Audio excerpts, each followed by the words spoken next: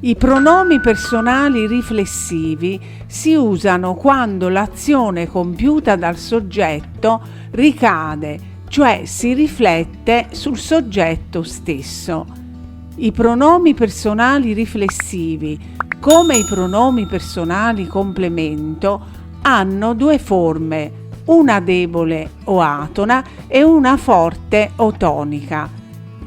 Le forme atone o deboli sono prima persona singolare mi, seconda persona singolare ti, terza persona singolare si, prima persona plurale ci, seconda persona plurale vi, terza persona plurale si.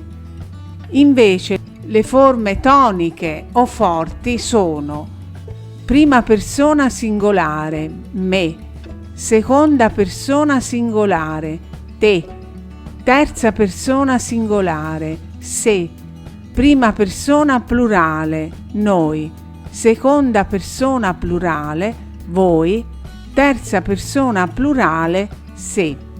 Esempi: io mi lavo, cioè io lavo me stesso. Tu ti pettini, cioè tu pettini te stesso. Lui si veste, cioè lui veste se stesso. Noi ci laviamo, cioè noi laviamo noi stessi. Voi vi pettinate, cioè voi pettinate voi stessi.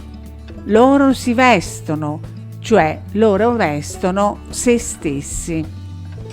Vediamo prima le particolarità delle forme atone o deboli. Le forme atone mi, ti, si, vi, ci, si sono quelle regolarmente usate in funzione di pronomi personali riflessivi e sono tutte invariabili. Alcuni esempi: io mi specchio, Sara si specchia, Fabio e Luca si specchiano.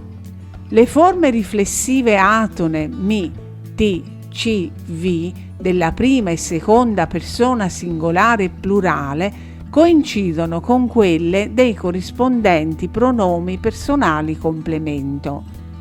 La forma atona si della terza persona singolare e plurale maschile e femminile è invece diversa sia dalla corrispondente forma riflessiva tonica sia da quella corrispondente dei pronomi personali complemento atoni.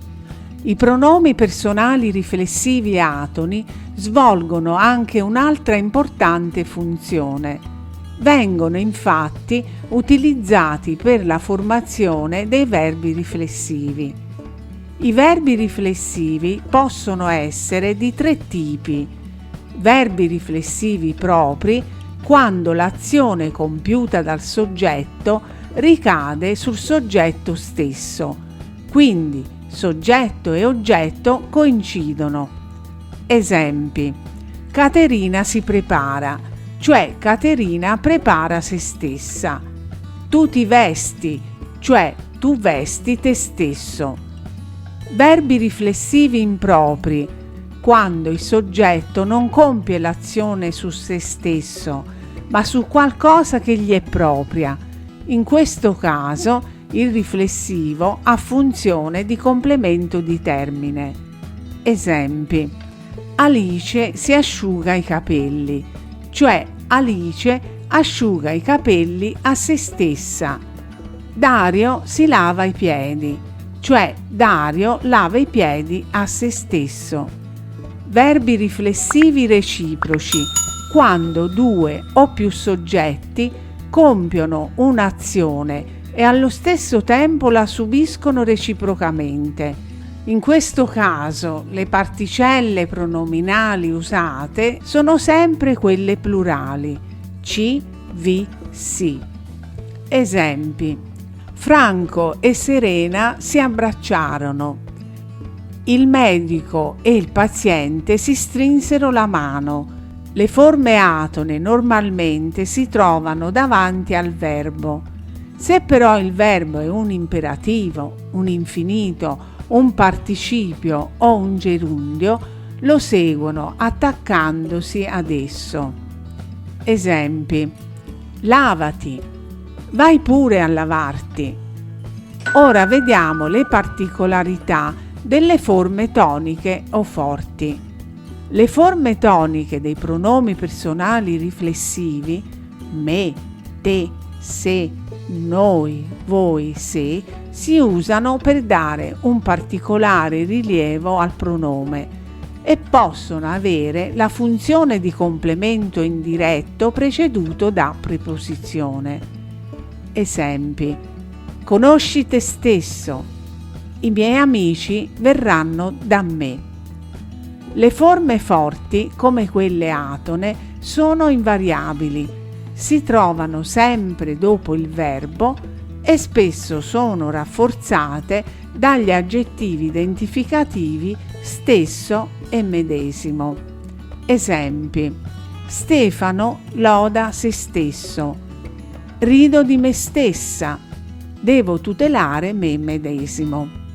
Il pronome se, forma tonica della terza persona singolare plurale, maschile e femminile, usato insieme a stesso e medesimo, può non essere accentato. Esempi: Giuseppe elogia solo sé, oppure Giuseppe elogia solo se stesso. Le forme riflessive toniche me, te, noi, voi della prima e seconda persona singolare plurale coincidono con quelle dei corrispondenti pronomi personali complemento. La forma se della terza persona singolare plurale invece è diversa sia dalla corrispondente forma atona sia da quella corrispondente dei pronomi personali complemento tonici.